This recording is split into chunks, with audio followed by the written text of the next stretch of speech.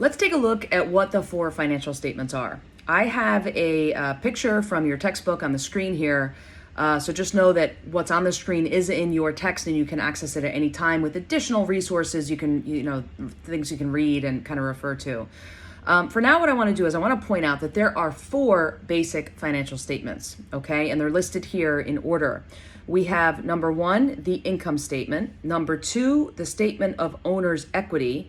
Number three, the balance sheet. And then number four, the statement of cash flows.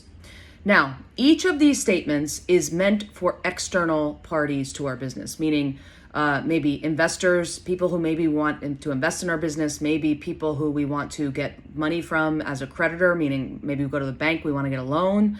A creditor will look at this, will look at your four financial statements and determine, do I want to loan to this person or not?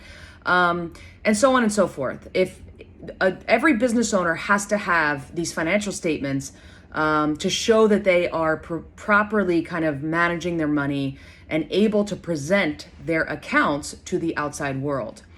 Each financial statement has a standard format. So for instance, the income statement will always show revenues first and then expenses. And it's important to also note that the formatting matters. So if you notice, we have revenue here out kind of right aligned on the page, and then we have expenses detailed, and then we have a subtotal for expense, and then revenue minus expense gives us net income. So the formatting matters here. It is intended to enable a user to pick up one of these four financial statements and easily understand and get a transparent lens into the financial activity of this company. Now, let's take a look at how the financial statements fit into the accounting formula, because what you've learned in this course thus far is that assets equal liabilities plus owner's equity. And what's important to note with the financial statements is that they are giving lenses into that formula. Okay, let's start out with the income statement. We'll call this number one. The income statement is going to show a summary of revenue and expense underneath our owner's equity, okay? And if you notice, you'll see revenue and then expenses. And we subtotal down to net income. Now, the income statement is not sufficient, right? It only gives us a limited view of our accounting formula. So that's why we have to keep moving and we have to go through all of these statements in order to get a full view of our entire accounting formula for the business. The second statement we can look at is called the statement of owner's equity. Now, that actually takes the name of the whole owner's equity portion of our accounting formula. But if you notice, we have owner's capital and we also have investments. Now, investments is when the owner invests his or her own money into the company. So that's what that is. Now you can also have net income that gets reinvested back into the company. So that's two ways you can add to your capital over time. Notice we also here have drawings. So let me write this over here, capital and drawings. And we'll call this statement number two right here. And notice we have a connection, right? The net income from my income statement gets layered into my owner's equity statement, okay? So what we're doing is we're kind of doing this kind of a movement each period. We're taking the net profit, if we have profit, and we are adding it to our capital account.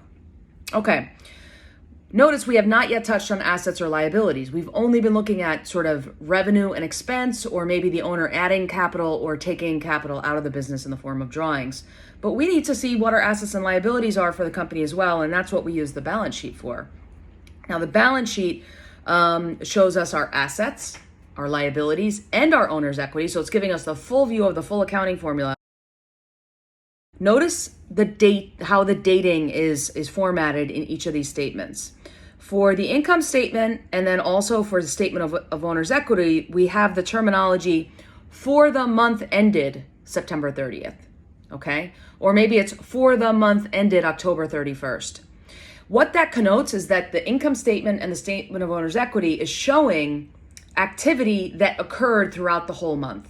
Okay? So maybe we had sales happening on September 10th, and then maybe on September 12th, and then maybe on September 15th, etc. And also we incurred expense over that time period. And the income statement is basically saying, and what this dating kind of format is saying, is that this presentation is showing you activity that occurred over the course of the month. The balance sheet is a little bit different. It's a single date. Okay, and what that's doing is that's saying, okay, we're going to take a snapshot of our balances, our assets, our liabilities, and our equities on September 30th, and that's what's presented in the balance sheet. And as you can see, we have assets here, we have liabilities that are here, and we have only an account payable in this example, and then we have owner's capital really here, and that's going to represent what we have on our capital side of the accounting formula. So the balance sheet is super important to show us the full scope of the accounting formula. But notice the balance sheet doesn't show us net income, right? So we need all of these statements together to give us the full sort of view of our company. Final thing to note about the balance sheet is that it does always balance. So let me just kind of clear this a little bit, and I'll point out 18,050 of assets equals 18,050 of liabilities and owner's equity. So there is a kind of, these are like puzzle pieces that fit together. The final statement that we have here, statement number 4. And by the way, this is balance sheet is statement number 3. I'll put 3 and 3 here, and also kind of a 3 over here for our capital. Statement of cash flows. This is statement number 4, and it's going to show us cash specifically. Cash is such an important asset that we see all the ways that cash can go in and out of our business. We'll learn more about this later in the course and in principles 2 as well, but just a quick preview that we can have cash that goes in or out of our business due to operating activities, investing activities, and also financing activities. We'll learn more about what these terms mean later, but for now, just know that the cash flows is sitting here under the assets portion of our accounting formula. And it really does suggest how important cash is and how we have to always understand where the cash is in our business. Okay, final kind of point here, and I kind of referred to this a little bit, but I do want to make a point to make this really clear. These 4 statements click together like a puzzle, okay? Each of them is like an independent puzzle piece with information from our accounting formula. And then at the end of the period, what we want to do is we want to click them all together and we get a holistic view of our company. So notice, net income is is the bottom line number on our income statement. Net income gets layered into the statement of owner's equity, okay? And effectively, we're showing what did we add to our equity as a result of doing business this month. That's effectively what's happening here. Now, we take our beginning balance, we add any investments from the owner and our net income, we take out any drawings, and we get an owner's equity, an owner's capital amount at the end of the month, okay? And that's this number here. What we want to then do is we want to take that amount and shift it into our balance sheet. We want to make sure that gets reflected in our balance sheet. We also layer in our assets and also our liabilities.